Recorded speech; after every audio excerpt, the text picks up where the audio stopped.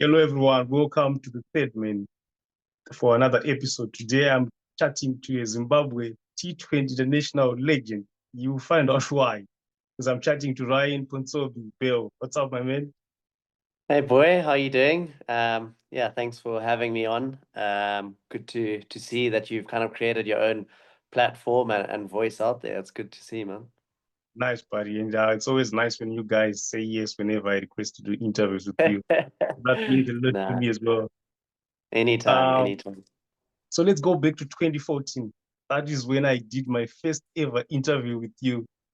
I remember it very well. We were at a sports club, seated by the keg, and Yeah, you just made your first class debut. I mean, your list A debut as well. And you had yes, scored a fifth against Rhinos. yeah. You looked like someone who was ready for the big stage. Was it because you played in two World Cup for under 19, or you were just good for the league? It's a good question. And I don't quite know what the exact answer is, but I can definitely say that, the platform which was given to me through playing 219 World Cups obviously helped me a lot. And I think also just prior to that, we actually played in a quadrangular against India, Australia, and South Africa. And I think in that quadrangular, I managed to get 450s. And I think that's kind of when I first knew, like, look, this is my decision. I'm going to give cricket a full bash, and kind of put all my eggs in the basket. Because also, I think probably a month before that, I'd also kind of moved back from England, because I'd obviously spent, I think, a year, just over a year, about a year and a half there. And I'd kind of made the decision to come back to Zim and play cricket full time. So it was obviously a hard decision to stop university because I was also on a scholarship. So it was, pretty daunting phase. But, I think also when you that young, ignorance is kind of bliss as well. You kind of feel that you kind of, nothing can kind of stop you. And I mean, a prime example of that is probably just looking back at today's test match, which South Africa and Zimbabwe are playing, and looking at that Luandre Pretoria score 150 on debut. It's like, the guy's what, only 19, 20 years old, maybe. And he's gone out there, and I think it was his third or fourth ball that he faced. Left arm off spinner came on, and he just took him over his head for six. I mean, like, that's the ignorance of youth kind of thing. Maybe it's a little bit of naivety, or it's just a sign of a really good player. So yeah, it was obviously a debut to remember. And I'll never forget it. I actually opened the innings as well. And it's something Yeah. that I kind of wish that I could have continued throughout my career. But, alas, that's where we're at now. I think with that sort of background of what you've said, it's probably easy to see why you chose cricket because you were brilliant in squash. I remember you never lost to Blessing Muwat, who was Zimbabwe's best player at that time in schools. And Yeah. he also played hockey at a top level. I guess cricket was the most addictive game to you, I guess. Yeah, I think probably because the element of also how difficult it is. Like literally when you're batting, you get one chance. I mean, you'll be lucky if you get dropped and stuff like that. But the bowlers can bowl good balls, and there's not much you can do about certain things. But yeah, obviously the element of difficulty, it's just so high that when it does come off, it's so rewarding. You feel so good about it. So obviously probably just striving for that feeling continuously is kind of what made me choose cricket, I would guess. When I started this show and in this interview, I called you a Zimbabwe T20 legend. Why? Because with the most catches for Zimbabwe in T20s, I think 45, and you're the most kept on 90. I believe if you play all the games coming soon, you go 97 before the qualifier, and Yeah, you'll be probably three away from Raza, who's the only one with 100 caps for Zimbabwe. yeah, And yeah, also, you are one of the six Zimbabweans with at least 1,000 T20 runs, and also one of the six Zimbabweans with 50 plus. So you are a T20 legend in my own. In my own. ah. How does that make you feel? Like all this success that has come in T20? Yeah, I mean, I haven't really looked too deep into those kind of milestones. The one which I obviously was aware of was, I've always known I've been the second highest capped T20 player. and it's a format that I love probably the most. But yeah, I'm just kind of enjoying the ride as I go along. And yeah, there's obviously a lot of big series and big tournaments coming up in the next couple of months. With our eye probably most definitely being on the qualifiers for the World Cup and then the World Cup. So yeah, big things coming. What would it mean to earn your 100 cap and also help Zimbabwe qualify? Because Zimbabwe have been missing out. I think we're part of the team that Yeah, also qualifying for the fifth over World Cup. So that is yeah, the major thing, I guess. yes. I mean, I've been part of both teams and both campaigns. You know, where we lost in the qualifiers. Obviously, you mentioned the 50 over World Cup and then the T20 qualifiers as well that we played in Namibia. And it's been heartbreaking, and honestly, it's emotional roller coaster. It's not a good feeling. But it's kind of also a nice reminder to be like, look, now we need to set the record straight, because I feel like we kind of done a bit of an injustice to ourselves and of how good we actually are. We've kind of underperformed in that moment, um, from a team perspective. So yeah, I think just really, really hungry and really pumped to kind of help Zimbabwe get over the line and make sure that we do earn ourselves a spot to the World Cup. You have sort of made a home in Bangladesh, in the Bangladesh Premier League, and T20 status keeps growing and during that format. Tell me about the experience of playing in T20 gigs. You also played Sharper gigs, I remember, in Afghanistan, yeah. Yeah. Yeah. I mean, I've obviously played, I think, 4 or 5 seasons now in the BPL. I know the conditions pretty well. I know the people very well there now. And I enjoy it. It's a good challenge. It's obviously not the easiest of wickets to bat on sometimes. They can be very challenging. And I think even England and Australia have found that out when they've toured against Bangladesh in Bangladesh.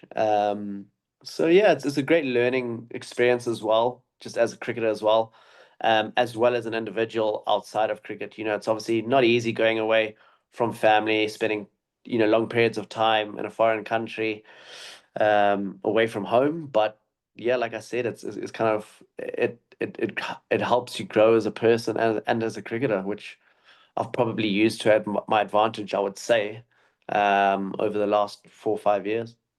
You spoke of, speaking of family, you're a father now. How is it like balancing fatherhood, Yes, this I've game, got that two. takes I've the got whole day? Yeah, I've got 2 kids now, and it's awesome. You don't get a hell of a lot of sleep, but you learn to adjust. Now I'm loving it. It's great.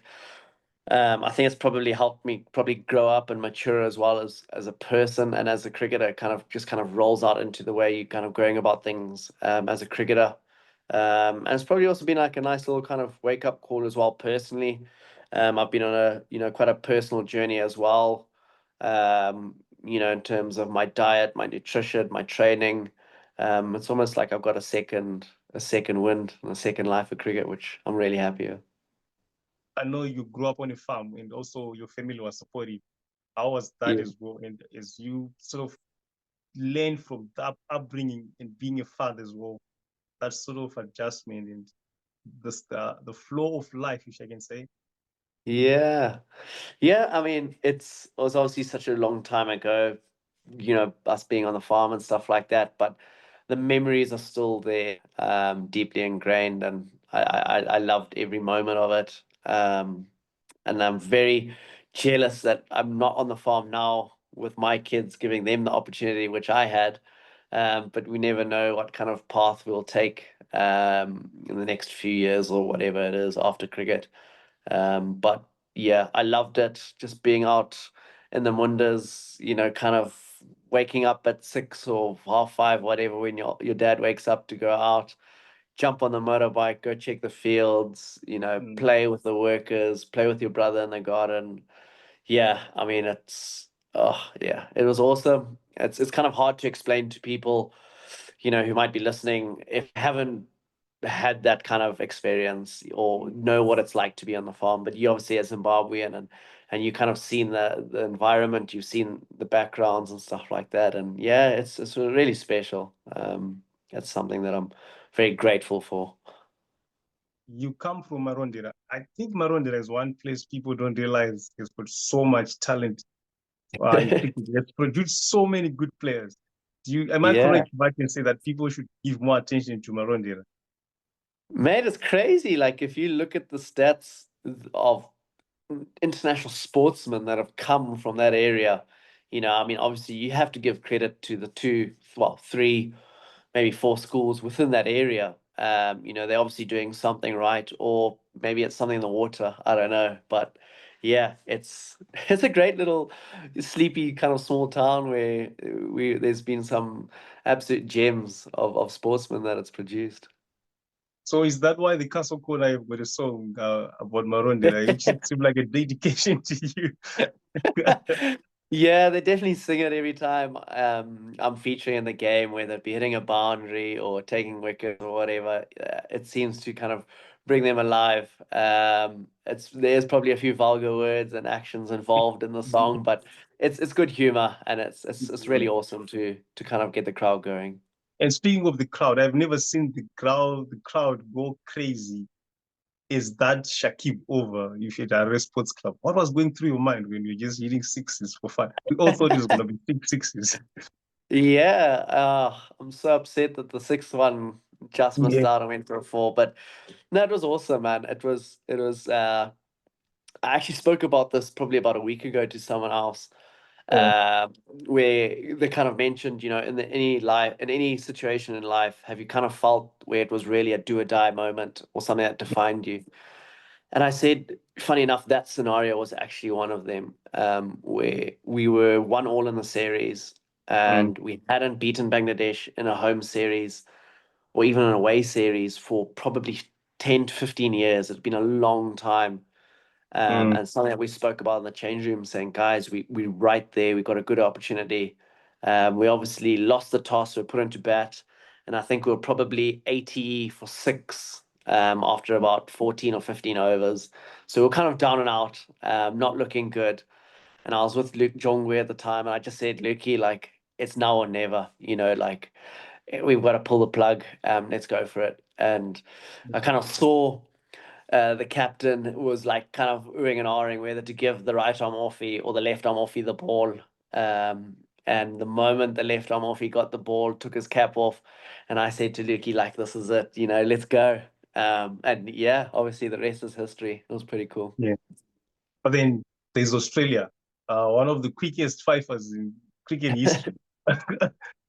Where does that rank as your perfect moment? Or let's talk about that experience, that win. Because for Yeah, me, I always think, is that Zimbabwe's best ever win against Australia? I'm still here to decide because I know there was yeah, 1983, 2007, and 2014.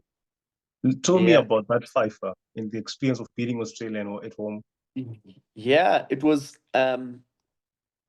obviously very special.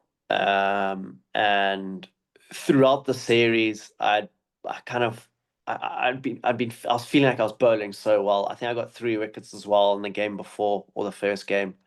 But we weren't really defending much. Um, and we knew that like kind of we could win the toss, put them into bat first, we'd have a good chance. Just because from the front, like it just seemed like there was something in the wicket that we could just produce. But funny enough, not for spinners. There was something in it for more for seamers. So it was obviously really challenging. But then getting the big wicket of Warner, I think he was probably on about 94 or something. And then getting Maxwell, one of my good friends, out because we had had a bit of a battle as well early on in the series where he kind of took me on and he came off. He hit me for quite a few runs. So getting him out there in second meant a lot. And then the next 3 wickets, it kind of all happened so fast. And then next thing you know, we looked up and we're like, wow, I think we just bowled out Australia for 128, So yeah, it happened so fast. It was crazy. It's just one of those things that you kind of only after it's happened, like probably when we're in the change room or even on the bus, we're like, geez, did that just actually happen? That's kind of how fast things unfolded. Yeah. But yeah, definitely up there in the mind, in the bank with one of my favorite memories. Do you feel you've underbowled, especially in international cricket? You haven't bowled enough in international cricket. Oh, massively. 100%. And I mean, it's not like I don't know. I'm not going to point any blame or say it's the captain's fault or anything like that. But it just happens to be the makeup, the genetic makeup that we actually have with the team in Zimbabwe. I mean, we've got so many batting all-rounders that can ball spin. I mean, if you look Yeah, at the lineups, we've got, Sean Williams, we've got Raza, we've got myself, we've got Wezi Madivere, we've now got Brian Bennett, and then we've also got Wellington Masakadza who plays as a spinner. So I mean, when you've got five guys that can give you 4 overs each, and then you've got three quicks that are playing, you can't give everyone 4 overs. It's not possible. yeah. So, yeah, obviously I'm pretty bleak, but I'm also understanding that's kind of, the way things are. But yeah, definitely underbowled. We'll see. Maybe I have to give the captain a bigger nudge and tell him, Yeah, come yeah, on. exactly. When you get the ball, just make sure he doesn't take it away from you. Just keep getting Yeah, fight. it's difficult. Yeah. You have really struggle with injuries, but amazingly, you come back Yes. strong. And I think Yeah. people underestimate what it feels like to go through an injury and coming back to perform as expected. How have you dealt with that sort of challenge? Yeah, it's been tough, especially having big injuries and big operations. Obviously, I had my shoulder operation, I had my knee operation. So being out for long periods of time is not easy, because you sit at home. And I think as a sportsman, the biggest thing you want to be able to do is just see your body move in a way that functions optimally. Just being able to stand up or sit up or walk normally. And when your body can't do that, it is the most frustrating thing. So yeah, it's kind of a dark place that a lot of us probably go in when we're injured. So it was really difficult, I'd say, when I was younger in my career. I've been very fortunate enough, I would say, in the last 3 or 4 years, we haven't really Mm, had any serious injuries, just niggles. I mean, probably 90% of professional sportsmen do have a niggle when they're playing, mm, but nothing serious that's had to kind of keep me out of action. But yeah, when I kind of all those injuries happened to me at a younger age, early on in my career, it meant so much to me, and it hurt me probably more than it would now, because now I understand as part of sports, you put your body on the line, and that's just kind of the way sports played. But back then, you're so young, you're so raw, you got so much energy, you just want to go out there and perform, and now your body mm. can't. So I yeah, you go into remember, a I dark remember place. one incident at Eagles training. I remember how devastated we were done with practice, and then you asked to do extra fielding. And the next thing we hear, Ryan is injured. I'm like, what are you saying? Because you love Yeah, fielding. You're one of the best fielders yeah, in Zimbabwe. And then yeah, someone is doing an extra work and then injured. I'm like, damn, what's that? yeah. Yeah, like I said, that's how sports goes, man. You're out there grinding it out, trying to be a better player and kind of perfect your skills as much as you can, and then these setbacks happen, man. It's part of life. Jeez. And these days you are in love with golf. I'm sure today you also played golf. What's up? Is Yeah, that a played. new sport that you are probably eyeing to play after cricket or just for fun? Nah. It's just one of those sports that, when you're free, I definitely try and play as much of it as I can, along with paddle. I think I'm addicted to paddle as well. It's obviously very close to squash and tennis, and it's an awesome sport. I think it's probably one of the greatest sports out there. Yeah, so those are definitely a few sports that I'll play for as long as my body can allow me. Yeah, they're good fun. Yeah. So I always want to end interviews on a positive note. There might be Yeah. someone there from Marondera, where you come from, or anywhere in the Yeah. world, who probably plays so many sports like you, but not sure which one to choose. What helped you choose cricket, or what can you say to such a youngster in terms of choosing what path to take in terms of cricket? I mean, Yeah. sport.